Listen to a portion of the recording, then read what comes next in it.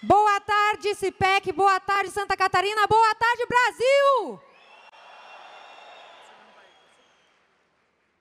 É uma honra muito grande estar no maior evento conservador do mundo e com essas lindas pessoas que já tivemos a oportunidade de conversar. E nós vamos falar hoje de... Todo mundo fala desse tema porque nós estamos vivendo uma verdadeira ditadura.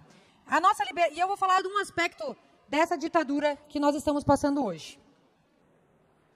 Quem de nós não votou na época do impeachment da Dilma, antes dela se eleger, quando Aécio era o representante da direita, e nós achávamos que PT e PSDB representava a direita e o PT a esquerda. Foi graças... Nesse momento, nós tínhamos o monopólio da grande mídia.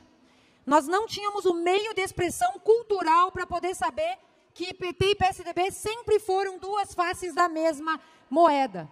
Foi graças aqui, primeiro ao professor Olavo de Carvalho, aqui uma salva de palmas ao nosso grande mestre.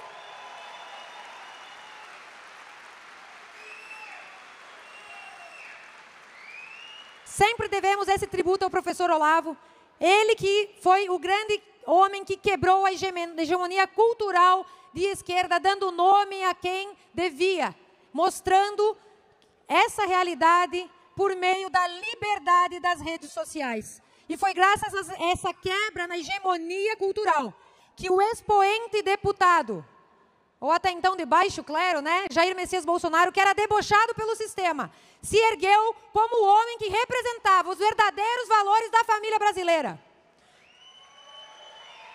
E o impossível aconteceu. Estávamos sem partido, sem dinheiro, só com a vontade de mudar o Brasil, mas graças a Deus, que é o soberano das nossas vidas, nós conseguimos esse milagre que foi a eleição do presidente Bolsonaro. E bastou nós chegarmos ao poder, que o sistema, a reação do sistema veio forte.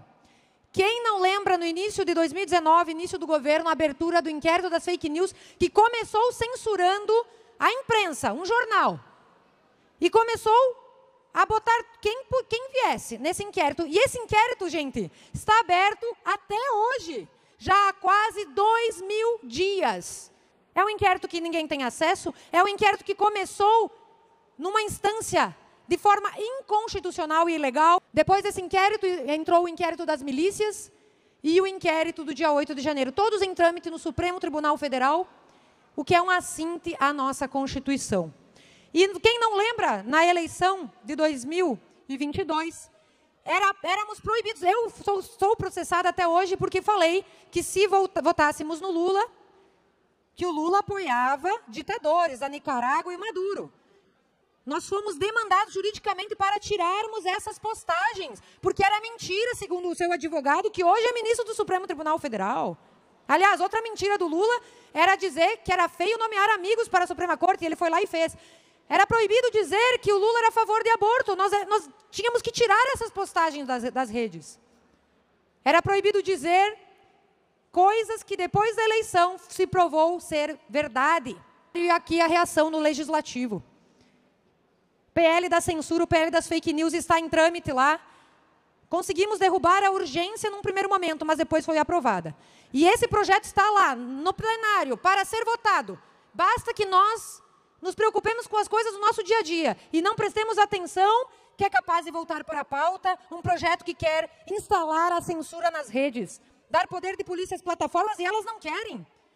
Responsabilizá-las pelo que as pessoas falam também é um absurdo. Nós devemos ter esse ambiente livre, de livre expressão do pensamento. Cada um, sim, deve se responsabilizar por suas palavras e atos. Mas já temos calúnia, injúria e difamação para quem se sentir ofendido, mas não querer que agências de checagem possam dizer o que é verdade e mentira, o que é ou não desinformação. Não cabe. Quem nomeou essas agências para serem as donas da verdade? E muito menos o Estado pode dizer o que é verdade e mentira. Não é o Estado, por meio de lei, que deve fiscalizar o cidadão, mas é o cidadão que deve sempre fiscalizar o Estado e deve isso ao cidadão. Primeiro ato do presidente Lula é esse aqui mesmo. Quando entrou no poder, no dia 1º de janeiro de 23, foi fazer esse decreto.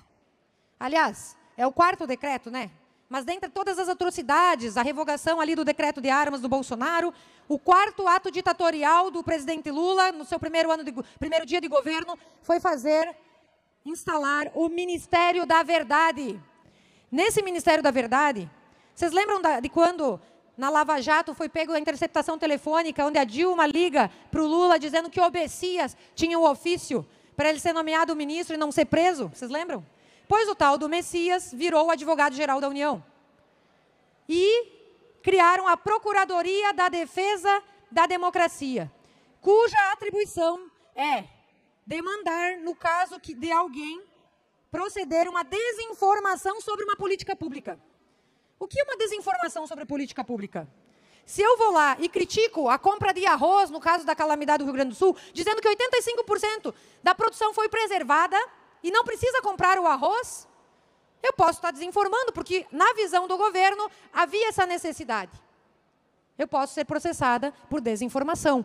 Falei que a ministra Simone Tebet, na sua forma de se expressar, disse que não ia atender naquele momento os prefeitos, pois fui demandada, porque tirei de contexto, porque ela nunca disse que não iria atender os prefeitos. Então, nós estamos vendo ser inviabilizada as nossas atribuições de legisladores. O que um deputado faz? Legisla e fiscaliza. Ora, se eu não posso criticar uma política pública do governo, o que eu vou fazer se meu papel é fiscalizar? Nós estamos vivendo um momento, então, em que vários deputados que têm imunidade, que querem exercer o seu ofício de fiscalizar o governo, estão sendo tolhidos de exercer o nosso papel. E eu falei com a líder da minoria Bia Kicis, com o líder Felipe Barros, e falei, vamos botar na pauta da CCJ a extinção desse órgão, esse PDL 4. Colocamos na pauta. E aí, vou mostrar para vocês o que aconteceu. O que aconteceu quando pautamos? Vocês estão vendo essa balança? Nós já pautamos na CCJ leis que endurecem as penas para os criminosos do MST. Passou na CCJ. Nós já pautamos projetos sobre armas, para que os estados legislem sobre armas. Pô, vamos botar a federação para funcionar. Passou na CCJ, graças aos nossos deputados que estão ativamente lutando conosco lá. Pautamos a PEC das drogas que veio do Senado para dizer que tanto usuário quanto traficante cometem crime. Nós não queremos liberar drogas no país. Conseguimos aprovar na CCJ. Pautamos, inclusive, o recurso sobre vacina, para evitar a obrigatoriedade da vacina. Conseguimos aprovar, ou seja, temas cujo mérito é ideológico. Mas quando pautamos o PDL 4, que quer extinguir esse Ministério da Verdade do governo federal, que quer controlar as narrativas, que quer calar as nossas vozes, e estão fazendo isso. Bastou pautar na comissão, que aí a gente viu realmente o governo se mobilizar para derrubar o PDL. Ou seja, isso nos mostra que o coração da ação deste governo é realmente censurar e calar a direita e acabar com a oposição no país. O que nós não iremos deixar acontecer. O que eu quero dizer para vocês é que estamos lutando no âmbito político e esse ano é um ano eleitoral. E todos nós, temos muitos pré-candidatos aqui, e a política, sim, é um importante meio para a gente mudar o país. Até porque não existe cadeira vazia na política. Se a Caroline não ocupar, pode ser outra pessoa que pense completamente diferente, mas essa cadeira vai ser ocupada. Então é importante que nós participemos ativamente da política. Mas não significa que todo mundo tenha que estar na política. Tão importante quanto a política é a cultura, é a educação, é aquilo que o Geyer estava falando antes de eu entrar. É que cada um encontre, como diria o professor Olavo, a sua própria vocação e faça o seu melhor naquilo que está proposto a fazer, nos meios e condições de vida que lhe foram dados. Ser uma melhor mãe, um melhor pai, que vai entregar cidadãos excelentes para a sociedade, talvez eu acredito que é a missão mais importante das nossas vidas. Concordo plenamente com o que o Geyer falou. Onde estão os ídolos da direita? Olha os ídolos que temos da juventude, da massa da juventude hoje, Anitta e Felipe Neto. É uma vergonha que tenhamos eles como ídolos. E cadê os ídolos da direita? Nós temos o Nicolas, nós temos no âmbito da política vários. Mas precisamos de cantores, de artistas, de professores que também se destaquem. Então, a nossa missão está apenas começando.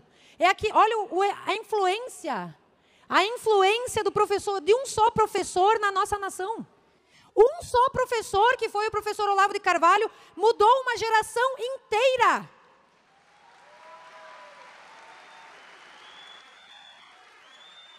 Temos aqui a Cíntia Chagas, que está mudando o Brasil na questão da língua portuguesa também. Cíntia, levanta aí para o pessoal te ver.